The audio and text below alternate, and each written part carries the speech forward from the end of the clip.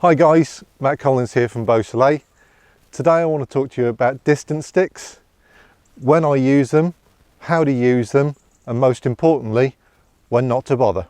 Let's get into it now. To begin with, let's have a look at what distance sticks are. Now, you can go out to the shops, your local tackle shop, and buy, bespoke, specialised distance sticks just for this purpose. Personally, I've never bothered. All you actually need are two bank sticks. I just use a couple of these. These happen to be 16-inch long. Length doesn't matter, could be 9-inch, could be 12-inch, but you need something nice and smooth and clean, just like a regular bank stick. Okay, to start with, we need to choose a position where we've got enough space to work with. So I've just come back a little way onto the lawn here, and I use 12-foot rods, perfectly normal. When people talk about wraps, you're talking about a 12-foot rod. Obviously, if you were fishing 13-foot rods, then you'd be calling a one wrap 13 feet. But 12-foot rod is a wrap basically. So to start with, I'm just going to put a bank stick in, and I'm going to put the butt inside the bank stick like that. Then I'm going to come up to the other end, and I'm going to put the bank stick in the ground,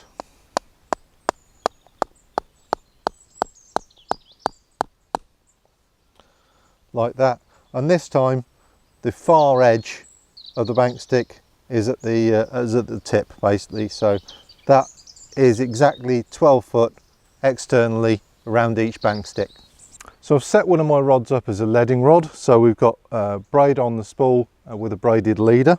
I've just tied on, I think that's a 3.5 ounce lead, something like that. So I'm just going to have a little chuck about to see if I can find a nice firm feature to fish to.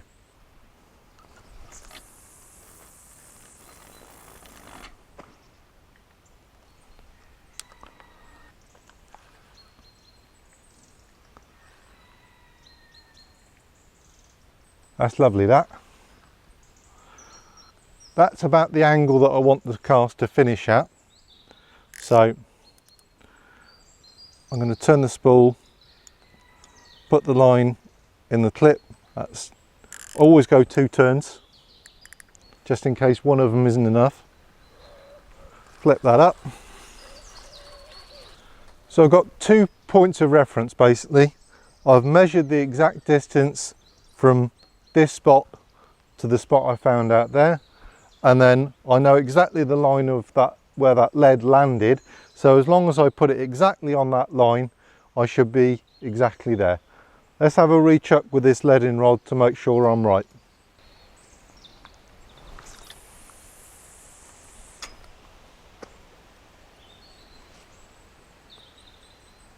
Yeah, perfect.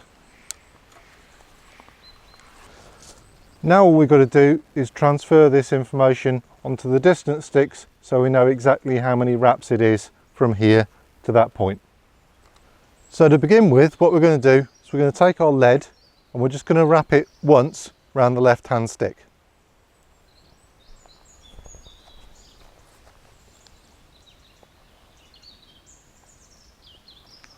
Lead's tight to the bank stick there.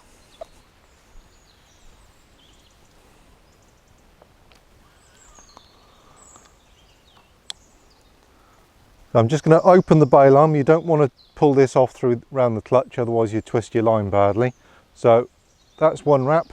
1, 2, 3, 4. And when you're doing this, just manage the line through your fingers basically. 5, 11. 11 and 14 inches basically. So we note that down, and then we can transfer that information onto the fishing rod. We're going to leave this one clipped up so at that distance anyway, so now I'm just going to wind that one back in.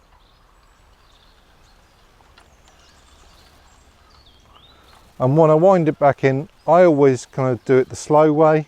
Just go round It maintains tension on the line for me. You have to be a bit careful that you don't bash the rod tip on the bank sticks, but it's not hard.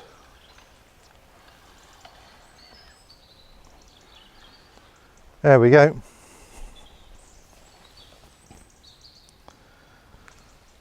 Take that off the bank stick.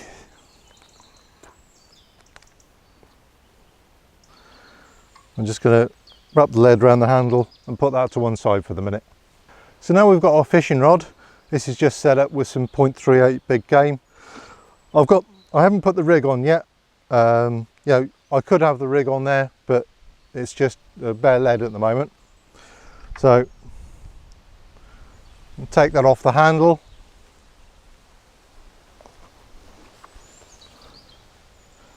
Wrap once around our left hand stick. Open the bail arm and we go again. 1, 2, 3, 4. Now you notice that I'm always just going kind of in a clockwise loop basically. I know some guys say, well, you've got to do a figure of 8. Don't really understand why that would be necessary, but you know, if that's what works for you, great. Personally, I just do it in one continuous loop basically. So 4, 5, 10, that's our 11, and to get it exactly right, got a loop and a line around my finger.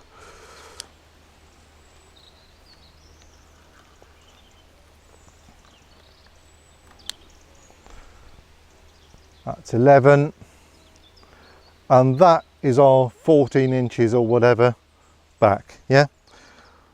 Then spin the spool round to find the line clip. Yeah, that's perfect there. Put it around the line clip twice and then just wind it back in. Still maintaining tension on this line.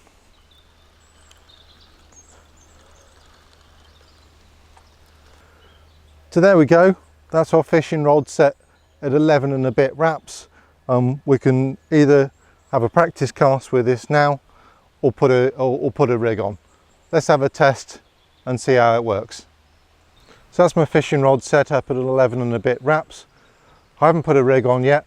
Let's just have a go and see how that feels. Beautiful, nice little soft thud there. I know it's actually bang hard, but I'm not going to get the same sort of information transmitted up the mono that I do on the leading rod. Now, you can use a fishing rod just to kind of have a bit of a lead around and mark a distance, etc. Put it in the clip, measure it on your distance sticks. The reason why I use a leading rod is that it's much more sensitive. Braid has no stretch, so when I'm looking for these subtle features and the subtle difference between gravel and sand and firm silt, etc., I get much more information through the leading rod. That's why I use one. So that's it. I'm on the money there. All I've got to do is wind that back in, clip a rig on, put it out and set a trap. Right, back at the rig table. Get one of my prepared rigs out my box.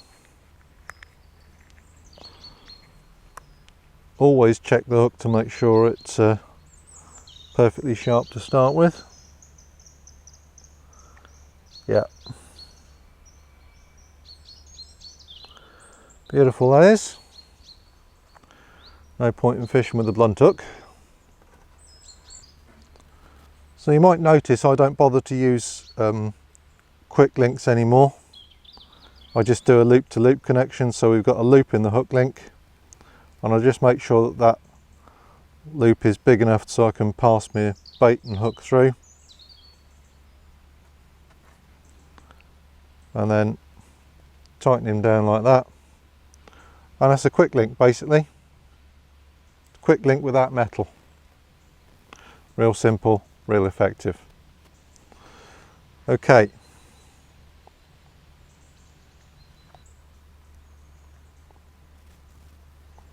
That's nice. Let's get him on the money see if we can bag us a carp. As long as I stand in exactly the same position, as long as left to right I'm aiming in the same position, as long as I hit that clip just hard enough and hold the rod at the right angle, that lead is going to crack down on a nice little spot I found. The other thing I've got to factor in, because I've got a bait on now, it's going to take slightly more force on the cast in order to get it through the air.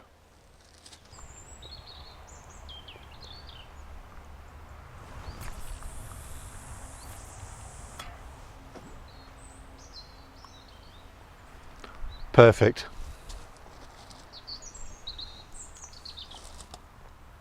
The next really important thing to do before I put it on the rest is take it out the clip. If you don't take it out the clip, there's a very high probability that carp's going to drag your rod in. So take it out the clip, close the bail arm, then we can set it on the rest, stick the alarm on and wait for that bite. So there we go. Hope you found those tips on distance sticks useful.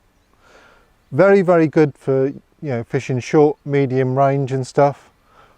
Personally, when I'm out down the reservoir smashing leads as far as I can humanly put them, do I bother to fish to the clip? No, it really doesn't matter. I'm just trying to get out there in the zone basically. I also find on the bigger reservoirs, when we've got a lot of crosswind and stuff, that if you are trying to hit the clip, when you do so, if you get a big gust of wind, the lead is going to move off many meters to the to the right or the left, depending on what the wind's doing anyway. So I just don't bother. I just want to get them out there basically. For short to medium range fishing, distance sticks are really useful and they form a regular part of my angling. If you've got any comments or questions, got any more tips, do let us know and I'll try and respond as best I can. Cheers.